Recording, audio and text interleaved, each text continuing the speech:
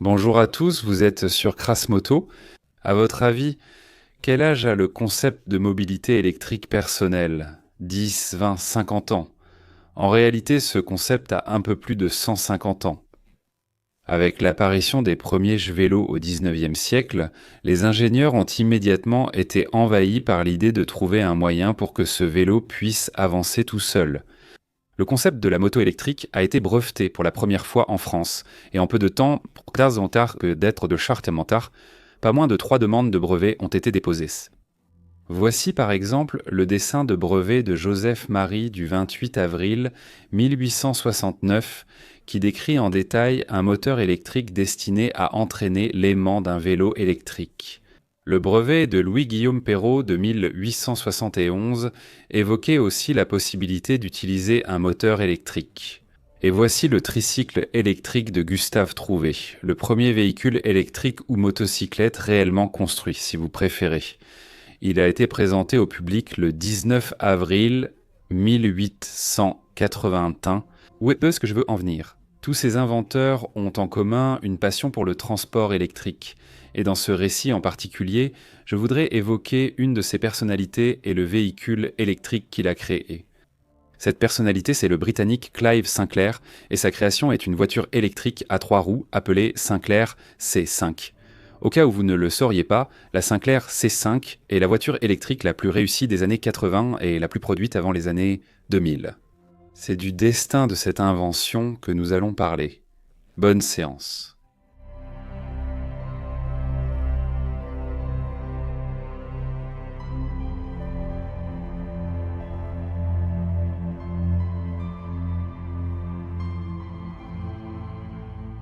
Quelques mots sur Clive Sinclair.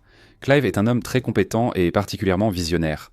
Il a été l'un des pionniers de l'informatique personnelle dans les années 60 et 70. Depuis son adolescence, Sinclair réfléchissait à de petits véhicules électriques personnels et abordables. Parallèlement, il s'est forgé une réputation de génie de l'électronique et a conçu les premières calculatrices de poche fine. En ce qui concerne les moyens de transport, la voiture lui paraissait extrêmement gaspilleuse et coûteuse dans 90% des cas de son utilisation quotidienne. Pendant son temps libre, en dehors de l'électronique, Clive et son équipe testaient un moteurs électriques et batteries, tandis que Chris Carey, futur fondateur d'Acorn, travaillait sur des prototypes. La première expérience, au début des années 70, consistait en un moteur électrique monté sur une trottinette. Sinclair pensait que les nouveaux véhicules électriques devaient en être conçus à partir de zéro et non adaptés à partir des idées développées autour des moteurs à combustion interne. Son premier prototype de voiture électrique, la Sinclair C de 1979, était une petite voiture monoplace utilisant la technologie existante des batteries au plomb avec une autonomie de 48 km, un poids de 136 kg et un prix modeste. Sinclair a passé un contrat avec Ogley Design pour concevoir l'apparence extérieure de la voiture. Le développement s'est avéré coûteux et, au printemps 1983, Clive a décidé d'abandonner le projet Seun. Petite précision. En réalité, le véhicule électrique de Sinclair est un tricycle. Vous pouvez le classer aussi bien parmi les motos que parmi les voitures. Cela n'affectera pas significativement le récit. L'échec du premier projet n'a pas pu ébranler les idées de Clive Sinclair. Il vante une partie de ses actions et fonde la société Sinclair Vehicles, puis engage Barry Wills, ancien directeur de DeLorean, comme directeur général. Bien que l'idée de la voiture électrique était clairement en avance sur son temps, la législation britannique a soutenu les véhicules électriques. En 1980, les taxes sur les voitures électriques ont été supprimées. Et en 1983, une nouvelle loi a été adoptée, selon laquelle les personnes âgées de 14 ans et plus pouvaient conduire des véhicules dont la vitesse maximale ne dépassait pas 24 km/h, sans casque ni permis de conduire. Sinclair sentait qu'il avait trouvé une niche qu'il pouvait occuper.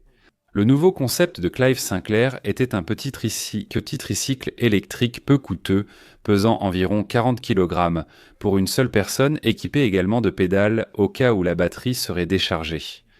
Sinclair a de nouveau engagé Ogle Design pour développer le concept initial. Après le prototype, Ogle a transmis le projet à Lotus Cars Limited pour le développement du châssis et des éléments de commande. Cependant, certains aspects déplaisaient à Sinclair. Il a chargé son employé, le designer industriel de 23 ans Gaz Desbarat, de finaliser le projet.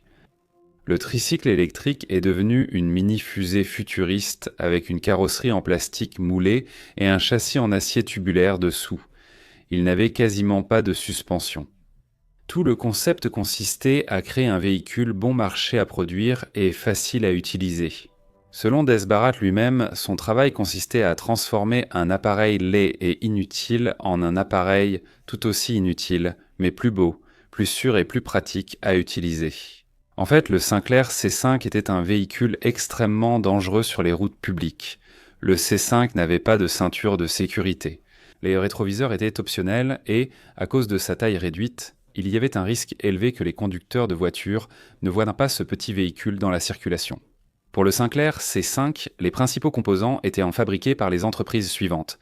La carrosserie en plastique par Linpack, le châssis par Lotus, le moteur électrique par Philips et la batterie au plomb acide par Oldham. Un accord a été conclu avec l'usine de machines à laver Hoover au pays de Galles pour la production en série du C5. Les ambitions de Clive Sinclair étaient immenses. Il avait prévu une production de 200 000 triporteurs électriques par an. Et il ne lésinait pas sur les dépenses pour le développement. Vraiment comme Elon Musk. Avant sa présentation officielle en janvier 1985, 2500 C5 avaient déjà été produits pour anticiper la demande. Le Sinclair C5 a été dévoilé lors d'une réception luxueuse à Alexandra Palace. Comme il faisait froid, la plupart des C5 refusaient de fonctionner correctement, et les batteries se déchargeaient rapidement. Les testeurs de la nouveauté, qui étaient aussi des journalistes, ont été horrifiés lorsqu'ils sont sortis sur la route et ont croisé des camions qui ne pouvaient pas les voir et leur crachaient des gaz d'échappement en plein visage. Il n'y avait aucune protection contre les intempéries, donc les testeurs étaient gelés et trempés. En bref, la première a été une catastrophe, et les mauvaises nouvelles continuaient d'arriver. Les magazines et les journaux exprimaient leur inquiétude concernant l'absence d'équipement de protection, l'invisibilité du C5 pour de nombreux conducteurs et l'absence d'exigences en matière de formation, de permis ou de casque pour les conducteurs. Le moteur électrique de 250 watts n'était pas suffisant pour monter la moindre côte, et la batterie se déchargeait après seulement 10 à 18 km, bien en dessous des 48 annoncés. La situation aurait été acceptable si le C5 avait été présenté comme un jouet. Mais non. Clive Sinclair pensait sérieusement qu'il s'agissait d'une technologie révolutionnaire qui allait bouleverser le domaine de la mobilité individuelle. La révolution n'a pas eu lieu à ce moment-là.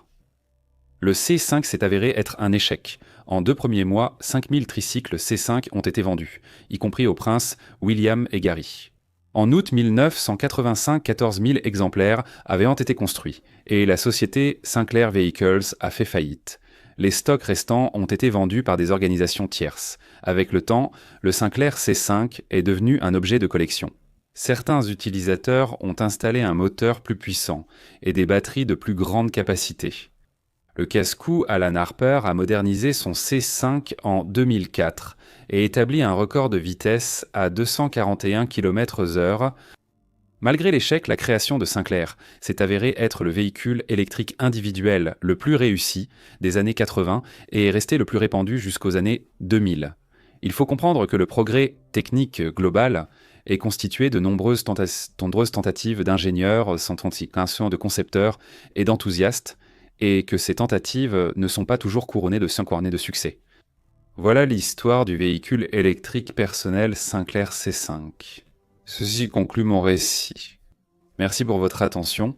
Les motos électriques sont un sujet très intéressant et je pense réaliser un grand reportage à l'avenir.